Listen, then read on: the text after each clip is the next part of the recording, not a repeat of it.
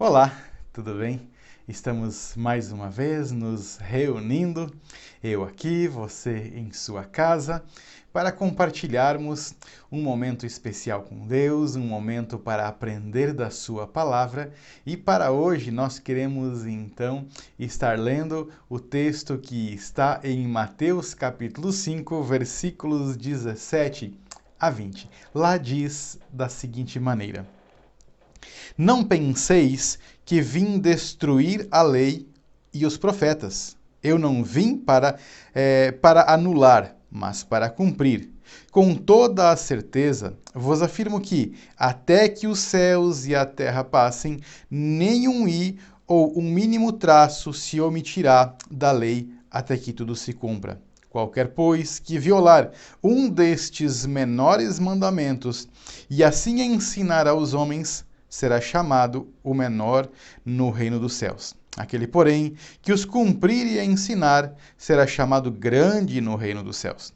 Porque vos digo que, se a vossa justiça não exceder a dos escribas e fariseus, de modo nenhum entrareis no reino dos céus.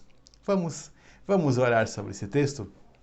Senhor, nós queremos te louvar por esse momento especial e queremos pedir, fala aos nossos corações, que, Senhor, nesse momento que nós estamos lendo a Tua Palavra, nesse momento que nós vamos meditar na Tua Palavra, nos traz, Senhor, luz, nos traz, Senhor, entendimento, nos ajude a entender o que o Senhor quer nos ensinar, para que assim possamos viver mais próximos da Tua vontade, Pai. No nome de Jesus. Amém. Mais uma vez estudando a palavra do Senhor, e dessa vez nós nos encontramos aqui em Mateus capítulo 5, nos versículos 17 a 20, mas anteriormente a esses versículos nós vamos encontrar já desde o início do capítulo 5, Jesus trazendo um sermão, o conhecido Sermão do Monte. Então nós vamos perceber que Jesus, nesse Sermão do Monte, ele está trazendo o conhecimento sobre o reino dos céus. As pessoas daquela época, elas estavam habituadas a um sistema, a uma forma de viver, a um método, né, de levar a vida. E Jesus, então, ele traz ao conhecimento dessas pessoas de que não existe apenas o reino estabelecido aqui na terra, sendo governado pelo nosso inimigo, mas existe também um outro reino, o reino que pertence a Deus, o reino dos céus. E então Jesus, nesse momento, quando ele está ali junto com seus discípulos e tantas outras pessoas, ele começa a ensinar e começa a falar para essas pessoas, para que elas não se enganem, para que elas entendam que existe algo que vai muito além do que aquilo que elas conhecem e elas estão vivendo, que existe o reino dos céus. Mas então, ao explicar, ao falar sobre esse reino, ele deixa muito claro que o reino dos céus é bem diferente do reino aqui da terra. Olhem só. Jesus, lá no capítulo 5, versículo 1 em diante, ele começa a falar, diz que Jesus, vendo as multidões, ele sobe a um monte, e então quando ele sobe a esse monte, ele começa a falar para as pessoas, para os seus discípulos, para as pessoas que estavam seguindo ele começa a explicar dizendo assim, né, no versículo 2, e Jesus, abrindo a boca, os ensinava, dizendo: Bem-aventurados os pobres em espírito, pois deles é o reino dos céus. Vejam que então ele fala, existe um reino dos céus, e agora eu quero ensinar, eu quero falar para vocês sobre esse reino. Então, escutem, prestem atenção, vocês vão aprender algo muito importante, algo muito valioso, que é sobre o reino dos céus, o reino que pertence a Deus. E ele começa já falando sobre bem-aventurados, ou seja, felizes, abençoados, são aqueles que são pobres em espírito, porque é desses, né? É desses o reino dos céus, pois eles é que pertencem a esse reino que eu estou falando. Ele já começa trazendo aqui o ensinamento sobre algo bem diferente. As pessoas estão acostumadas a desejar as riquezas, a querer serem ricas, a terem posses, a ter tudo sobre as suas mãos, a ter cada vez mais. E inclusive mesmo em se falando em espírito, as pessoas costumam dizer que feliz é aquela pessoa que tem um espírito forte, aquela pessoa espirituosa, né? E Jesus está falando exatamente o contrário. Pobres de espírito. A pobreza, quando ele fala em pobre, ele quer trazer a ideia de que as pessoas que sentem falta, as pessoas que têm falta de alguma coisa. Pobreza é ter falta de algo, ter falta de comida, ter falta de dinheiro, né? Então aqui é ter falta de espírito, ou seja, entender que o nosso espírito ele está em falta. Né? Nós não somos perfeitos, nós não podemos nos aproximar de Deus, né, com o espírito que nós temos, né? O espírito da forma como nós vivemos. Então Jesus está falando exatamente sobre isso. Os pobres de espírito é que são felizes e são bem-aventurados. As pessoas que entendem a sua realidade, essas são felizes. Ele segue dizendo: bem-aventurados os que choram. A sociedade nos ensina que chorar é feio, chorar é fraqueza, você não pode demonstrar fraqueza, então chorar não é algo admissível, você deve sempre se mostrar forte, se mostrar que você está no controle da situação. E Jesus diz: bem-aventurados, felizes os que choram. Ele segue dizendo no versículo 5, bem-aventurados os humildes, porque eles herdarão a terra. Nós sabemos, e as pessoas da época também sabiam, que quem herda alguma coisa é aqueles, né, que têm uma família com posses.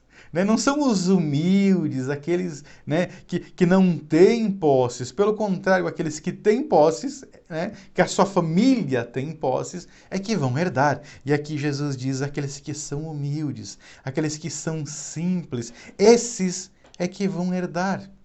Então vejam que Jesus está aqui trazendo a ideia e está mostrando que o reino dos céus é completamente diferente. Ele vai na contramão do reino que nós conhecemos, no qual nós vivemos, que é o reino deste mundo, o reino terreno. E ele segue falando que também bem-aventurado é aquele que tem fome e sede de justiça.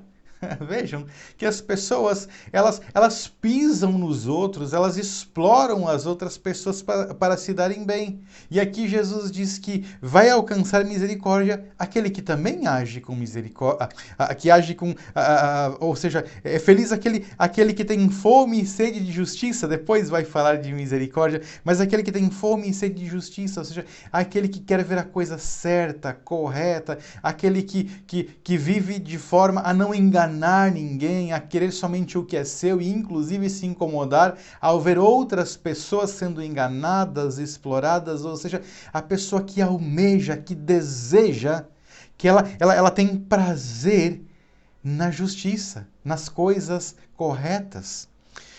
E aí entra, né, a misericórdia que eu acabei de falar antecipadamente, onde Jesus diz que quem tem misericórdia vai alcançar misericórdia. E quantas pessoas, elas não estão nem aí para os outros, estão apenas preocupadas consigo mesmo.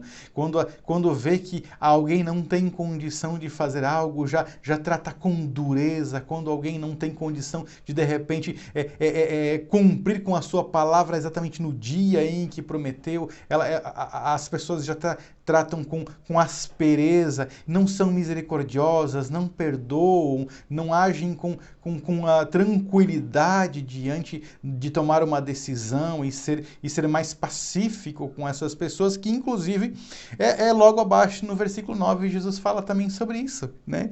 Que ele fala que bem-aventurados são os pacificadores, porque eles serão chamados filhos de Deus. Veja que Deus espera dos seus filhos que eles sejam pacificadores, que sejam pessoas que promovam a paz, que não gerem contenda, que não gerem problemas, brigas, desavenças. Pelo contrário, sejam pessoas que trabalham em prol da paz, da tranquilidade, né? Então vejam que Jesus está falando aqui que o reino dos céus, o reino de Deus é completamente diferente daquilo que nós estamos acostumados. Inclusive, as pessoas que estavam ouvindo naquele momento eram acostumadas, né?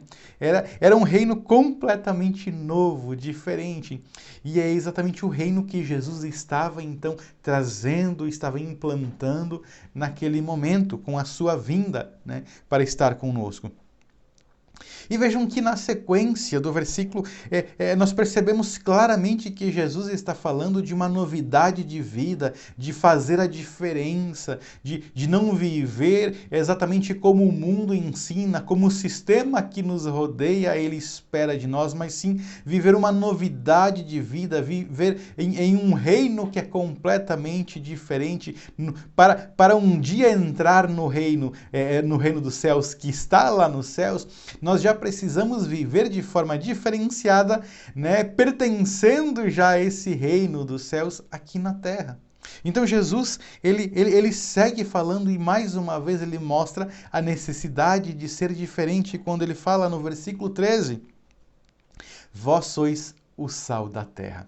Jesus então está falando para os filhos de Deus, para aqueles que através, né, da sua morte, através da morte de Cristo, passam a pertencer para esse novo reino, ao reino dos céus, aqueles que entregam as suas vidas, né, a Jesus e passam a fazer parte desse reino que ele implantou, que ele trouxe, né, à existência até a terra, né? Nós vivemos nesse mundo, mas nós não pertencemos mais a esse mundo. No momento em que nós entregamos a nossa vida a Jesus, nós passamos a sermos filhos de Deus e pertencentes ao reino dos céus, que um dia entraremos definitivamente nele, mas hoje já pertencemos a ele. E aí então ele diz, né, que esses que já fazem parte do reino dos céus, aqueles que já são filhos de Deus, eles são o sal da terra. E aí ele segue dizendo, mas se o sal perder o seu sabor, com que se há de temperar? Para nada mais presta, senão para ser lançado fora e ser pisado pelos homens. Jesus está dizendo, vocês fazem parte de um novo reino. Vocês agora precisam viver de uma forma diferente. Vocês precisam trazer uma diferença de vida por onde quer que vocês passem. Ou seja, vocês, onde quer que vocês estiverem ali, vocês precisam dar sabor. Vocês precisam fazer com que as coisas fiquem diferentes, fiquem melhores. Vejam que se você pegar a melhor carne que tiver no mercado, você vai lá e compra um quilo de picanha. Você leva essa picanha para assar e você assa ela sem sal, ela não tem gosto. Ela ainda continua sendo picanha, mas ela não tem aquele sabor maravilhoso, né, de uma carne assada na brasa com um sal bem no tempero certo, aquele sal que nem vai além e nem falta, né? Quando o sal ele vem na medida correta, na medida certa, ele dá aquele gosto maravilhoso àquela carne. Então Jesus está dizendo, né, que o sal ele precisa, que o sal ele tempera as coisas. E então ele está dizendo, vocês, filhos de Deus, vocês precisam então fazer a diferença e trazer uma vida melhor por onde quer que vocês passem. E aí ele chega a ser duro quando ele diz assim, porém, se o sal perder o seu valor, se o sal não fizer aquilo para o qual ele está proposto, se o sal não trouxer sabor para a carne, para que mais ele presta? Para nada. Para ser lançado fora e ser pisado. Vejam que ele está dizendo aqui é algo duro para mim e para você. Quando ele diz assim, se a igreja, se os filhos de Deus, se nós que já estamos em Cristo, que já tivemos um encontro verdadeiro com Ele, se nós não fizermos a diferença, se nós não levarmos uma novidade de vida por onde quer que passarmos, se nós não transformarmos para melhor o ambiente onde nós estamos, para que nós prestamos?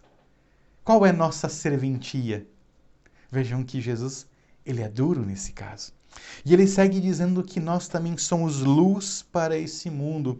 E aí ele diz que a luz ela está para iluminar. Ele chega a dizer que assim como uma cidade no alto da montanha, ela não tem como não ser vista, assim de igual forma, quando uma vela ou uma lâmpada é acesa, não se coloca algo em cima dela para escondê-la, mas sim onde ela está, ela deve iluminar, deve trazer luz, deve mostrar o caminho, e é exatamente isso que Jesus está falando aqui. Que nós, como filhos de Deus, nós pertencendo ao reino dos céus, onde nós estamos, nós devemos iluminar o ambiente.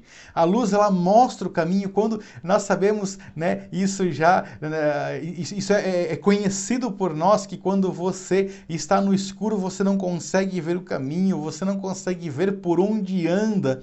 E então, quando você acende uma lâmpada, ou quando o dia ele fica claro, quando o sol aparece, você consegue ver o caminho, você sabe onde você está, você consegue se locomover, você vai na direção certa. E é exatamente isso que Jesus está dizendo, que eu e você, nós precisamos iluminar o caminho das outras pessoas. Nós devemos ser aquela luz que aclara a situação, que aclara o ambiente, para que as pessoas possam saber por onde andam e para onde estão indo. E de preferência que nós possamos mostrar para elas, para que elas possam ver por onde estão andando e indo em direção a Deus, para ter um encontro verdadeiro com Ele. Vejam que Jesus então está dizendo exatamente isso, que nós, que a igreja, que os filhos de Deus, que aqueles que pertencem ao reino dos céus, eles precisam ser diferentes. É um mundo, é um reino completamente diferente deste mundo. É um reino onde as pessoas que são bem vistas por Deus, que são amadas por Deus, que são aceitas por Deus, são pessoas que choram, são pessoas humildes, pessoas que reconhecem a sua pobreza de espírito, são pessoas pacificadoras, misericordiosas, são pessoas que são o sal dessa terra e são luz para esse mundo, que dão sabor por onde passam e iluminam o caminho daqueles que estão perdidos. E aí então chegamos exatamente aqui onde Jesus diz: eu não vim para destruir a lei, e não vim desmentir, eu não vim tirar a autoridade das palavras dos profetas, pelo contrário. Eu não vim para revogar, mas eu vim para realmente, eu não vim para anular, eu vim para cumprir o que está escrito. Ou seja, né, muitas vezes nós ouvimos as pessoas dizer, nós vivemos no tempo da graça, a lei não existe mais, ela foi extinta. Quando Jesus ele veio, ele introduziu um novo tempo, um tempo de graça, um tempo onde a lei não tem mais serventia, não tem mais valor, mas não é exatamente isso que Jesus está falando. Jesus vem dizer que ele está implantando um novo reino, o reino dos céus, um reino que é diferente, e ele veio exatamente para cumprir a lei. Vejam que ele está dizendo que matar ainda continua sendo errado e continua sendo um pecado. Roubar as pessoas, enganar as pessoas, ainda continua sendo errado e continua sendo um pecado. É exatamente isso que Jesus está dizendo. Não se enganem dizendo que a lei e os profetas, eles já passaram. Não. Ele está dizendo, eu não vim anular, eu vim cumprir. Ele está dizendo, matar ainda continua sendo errado e continua sendo pecado. Roubar ainda continua sendo errado e continua sendo pecado. Enganar as pessoas de igual forma. Eu vim exatamente porque a minha morte vai dar a possibilidade para que as pessoas elas sejam perdoadas desses pecados. Mas a minha morte e o perdão dos pecados não quer dizer que agora matar não é mais pecado, que roubar não é mais pecado, continua sendo. O que Jesus vem trazer, sim, é uma novidade de vida onde agora há salvação, há perdão para aqueles que erraram. Mas não é porque ele traz perdão para aqueles que erraram que nós vamos continuar cometendo esses erros achando que eles não têm mais, que eles não têm mais poder de pecado, que eles não são mais um erro. Não, eles continuam sendo um erro, eles continuam sendo um pecado. Então é exatamente isso que Jesus está dizendo. E aqueles que estão pecando, aqueles que estão errando, aqueles que querem permanecer no erro, no engano, aqueles que querem continuar violando essa lei, querem matar, querem roubar, querem enganar, querem cobiçar, querem fazer todas essas coisas erradas segundo aquilo que Deus trouxe dizendo que era errado. Essas pessoas que têm prazer nisso, essas pessoas que querem continuar vivendo debaixo do domínio do reino deste mundo, essas pessoas não vão pertencer ao reino dos céus.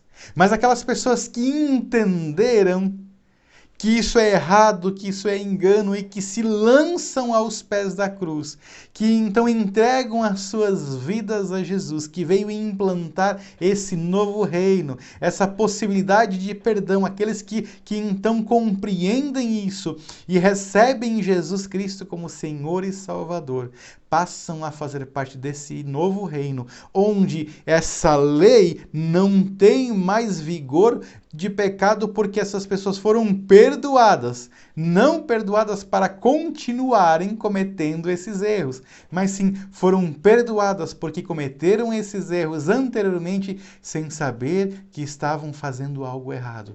Agora, agora que entenderam, agora que estão com seus olhos abertos, agora que já pertencem a um novo reino, a esse reino que é diferente, a esse reino dos céus, essas pessoas agora vivendo em novidade de vida, nos braços de Jesus, vão viver completamente de forma diferente. É isso que Jesus está aqui ensinando no Sermão do Monte, mostrando um reino diferente no qual nós temos a possibilidade de vivermos se nós estivermos nele. Se nós entendermos que erramos, que pecamos e entregamos a nossa vida a Jesus, então passamos a sermos filhos de Deus e passamos a então fazer parte do reino dos céus. Não mais no reino desse mundo, mas sim no reino dos céus. Era esse ensinamento que eu queria compartilhar com vocês. É esse aprendizado que Jesus traz para nós nessa noite através desse texto, através do Sermão do Monte. Então eu fico feliz por poder estar compartilhando essa reflexão com vocês, de poder tirar esse tempo para aprendermos mais de Deus e entendermos que nós podemos estar cada vez mais próximos de Deus, que podemos estar fazendo parte desse reino dos céus através de Cristo Jesus. Amém? Que Deus nos abençoe. Eu ainda quero orar pela minha vida, pela sua vida, pedindo que Deus nos abençoe, que Deus nos faça pessoas bem-aventuradas, porque nós agora fazemos parte do reino dos céus. Amém? Vamos orar? Senhor, eu quero te pedir, Senhor, fala aos nossos corações a cada dia.